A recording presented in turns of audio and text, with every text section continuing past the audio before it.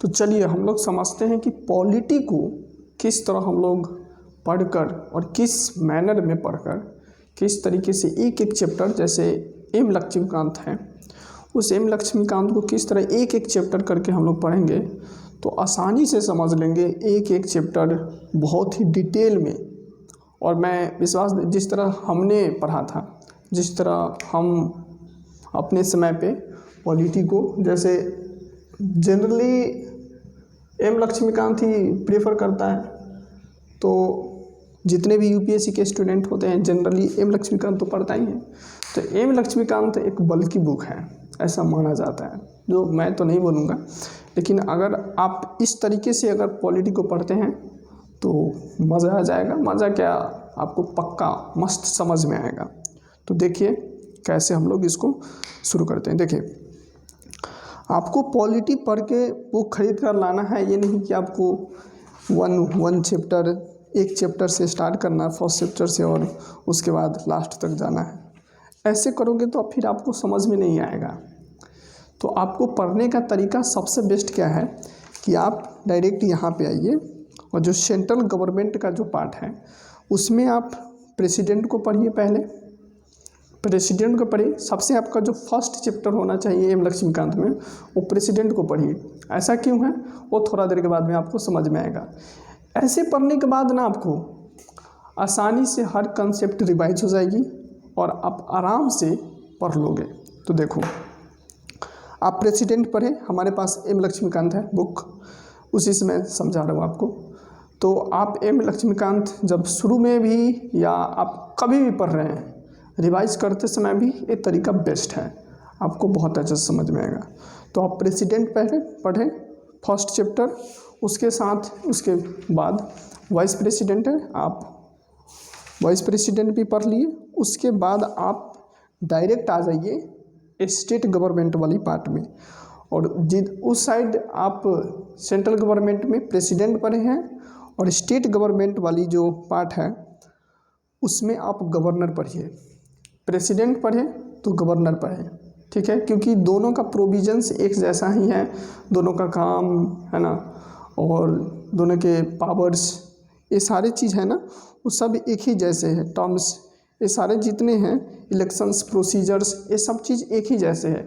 तो आप एक साइड इधर पढ़ेंगे और दूसरे साइड गवर्नर को पढ़ेंगे तो दोनों रिवाइज हो जाएगा आपका, और आपको ज़्यादा प्रॉब्लम नहीं होगा। आपको लगेगा कि हाँ ठीक ठाक है, ओवरऑल अंडरस्टैंडिंग आएगी। ऐसा नहीं कि पढ़े इधर और दिमाग से बाहर, वो वाली बात नहीं होगी। तो प्रेसिडेंट पढ़े और फिर गवर्नर पढ़े, इसी तरह फिर वाइस प्रेसिडेंट, और इधर प्राइम मिनिस्टर पढ़े, फिर इधर चीफ मिनिस्टर पढ़ लिए लगले हाथ, है ना, और इधर सेंट्रल काउंसिल ऑफ मिनिस्टर पढ़े सेंट्रल गवर्नमेंट में, और इधर फिर स्टेट काउंसिल ऑफ मिनिस्टर्स पढ़े।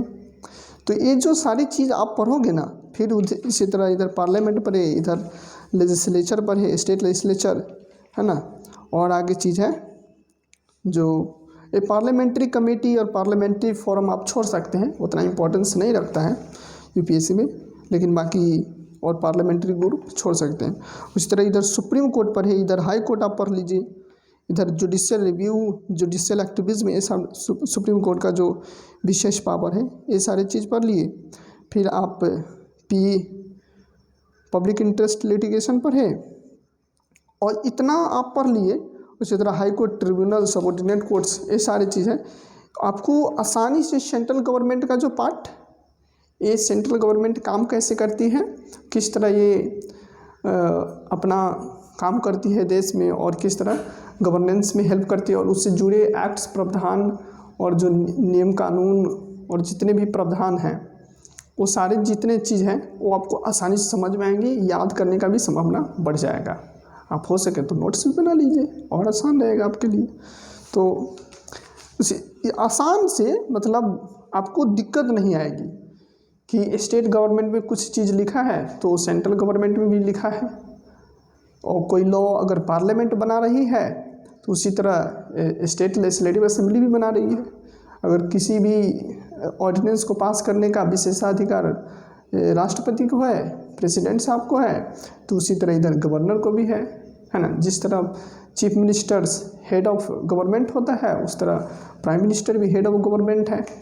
तो ये सारी चीज़ आपको बहुत आसानी से समझ में आ जाएगी और ज़्यादा रटाफिकेशन करने की कोई ज़रूरत नहीं पड़ेगी आपको। तो ये ट्रिक अपनाइए, है ना, कि एक तरफ आप सेंट्रल गवर्नमेंट का जो जितने भी चैप्टर है वो सेंट्रल पर है ना, और इधर स्टेट का पर है। बहुत ही कह रहे हैं हम, क्योंकि हम भी इसी तरह पढ़े, मतलब आसान होता है। आपको लगेगा लो हैंगिंग फ्रूट है यार, इधर पर आप समझ आ जाएगा, याद भी रहेगा चीज़ें। और कन्फ्यूज़न, दूसरी बात होती है कन्फ्यूज़न क्रिएट ही नहीं होगा। आपको लगेगा ही नहीं कि हाँ इधर प्रेसिडेंट में क्या है, गवर्नर में क्या है, और इधर प्राइम मिनिस्टर की कौन पावर, इधर ये वाली जो कन्फ्यूज़न है ना, ये नहीं क्रिएट होगा, क्योंकि अब लगे हाथ पढ़ोगे तो बहुत आसान हो जाएगा। तो एक छोटा सा मेरा रिक्वेस्ट मानिए ज़रूर। तो स्टेट गवर्नमेंट ये जब ख़त्म कर लिए ना, फिर आप आ जाइए लोकल गवर्नमेंट, उसी तरह पंचायती राज और म्यूनिसिपैलिटीज़, ये दोनों सेम हैं, तो ये दोनों लगे हाथ आप ख़त्म कर दीजिए। फिर उसी तरह union territories and special areas हैं, वो भी लगभग उसी तरह है कि जो यूनियन टेरिटरीज़ कैसे बना, एडमिनिस्ट्रेशन ऑफ यूनियन टेरिटरीज़ क्या होता है ना, लेफ्टिनेंट गवर्नर्स, ये सब जो चीज़ है ये भी लगभग उसी तरह का चीज़ है। आप पढ़ेंगे, आपको आसान भाषा में, आपको कठिन तो होगी, पहली बार पढ़ोगे तो किसी को भी पहली बार पढ़ने के बाद समझ में नहीं आती है, लेकिन जब एक ही चीज़ आप बार बार पढ़ोगे आसान हो जाएगा, चीज़ आपके लिए बहुत सिंपल हो जाएगा। फिर इलेक्शन कमीशंस वगैरह, यूपीएससी वगैरह, यूनियन पब्लिक और स्टेट पीसीएस, ये सारी चीज़ एक ही साथ पढ़ने वाले हैं। जैसे इधर फाइनेंस कमीशन है, उधर state goods and services tax वगैरह, काउंसिल वगैरह, वैसे कॉन्स्टिट्यूशनल बॉडीज़ ये ख़त्म किए।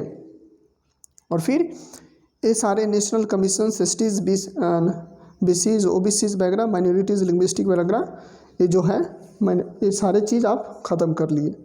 फिर नॉन कॉन्स्टिट्यूशनल बॉडीज़, और थोड़ा आपका इधर ये भी इसी के साथ पढ़िए, जैसे नीति आयोग हो गया, नेशनल ह्यूमन राइट्स कमीशन हो गया, और ये स्टेट ह्यूमन राइट्स कमीशन, क्योंकि ये सारी चीज़ जुड़े हैं, ये सारे चैप्टर एक दूसरे से जुड़ा हुआ है। और आप पढ़ोगे तो आपको आसान में एक चीज़ जो है ना आपको बार बार रिपीट करेगा तो आपको याद होगा, और याद होगा तो फिर नहीं समझ में आएगा, याद तो होगा ना यार, एग्ज़ाम तो पास करोगे। उसी तरह स्टेट इंफॉर्मेशन कमीशन है, तो सेंट्रल इंफॉर्मेशन कमीशन है ना, सेंट्रल बिजनेस कमीशन है, तो एक, और इधर central bureau of investigation CBI है, लोकपाल है, ये सारे चीज़ जो है ना ये सब जुड़े हुए हैं, चैप्टर्स एक दूसरे से जुड़ा हुआ है, और आपको आसानी से समझ में आ जाएगा। और ये सारे पढ़ लिए, यहाँ तक ख़त्म कर लिए ना आप, उसके बाद आप आराम से शुरू से चैप्टर आइए। अब आपका सेंट्रल गवर्नमेंट ख़त्म हो गया, स्टेट गवर्नमेंट ख़त्म हो गया, आपका लोकल गवर्नमेंट जैसे पंचायती राज और म्यूनिसिपैलिटीज़ वगैरह ये ख़त्म हो गया। फिर union territories and special areas ख़त्म हो गया, और कुछ कॉन्स्टिट्यूशनल बॉडीज आप आप लगभग पूरा पढ़ लिए, है ना। अब जब इतना आपका ख़त्म हो गया तो समझो पॉलिटी का राम नाम सत्य है, क्योंकि 80% क्वेश्चंस तो यहीं से बनता है। पॉलिटी में 80% क्वेश्चन कहाँ से बनता है, इन्हीं सारे चैप्टर से बनता है। और फिर शुरू से आ जाइए आप, और फिर आप इधर आ जाइए, और फिर यहाँ से historical background, making of constitution, salient feature वगैरह, प्रीएम्बल्स पढ़िए, और fundamental rights, union territory, citizen और बीपीएसपी, ये 10 चैप्टर्स हैं, 10 11 12 ऐसा ही है बस। क्योंकि नई एडिशन है उसमें कुछ 1-2 चैप्टर्स जुड़ गए हैं।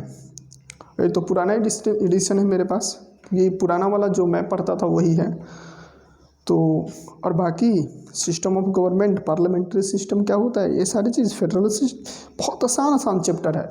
शुरू में आपको लगे कि यार क्या लिख दिया है, समझ में कुछ नहीं आ रहा है।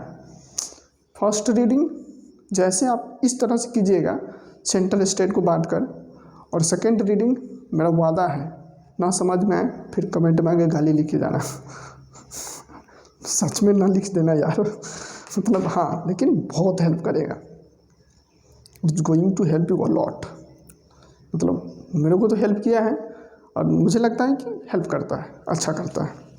तो आप एक बार ऐसे ट्राई कीजिए, आपको पॉलिटी का जो डर है फियर वो आपका ख़त्म हो जाएगा। ठीक है, तो आप ट्राई कीजिए।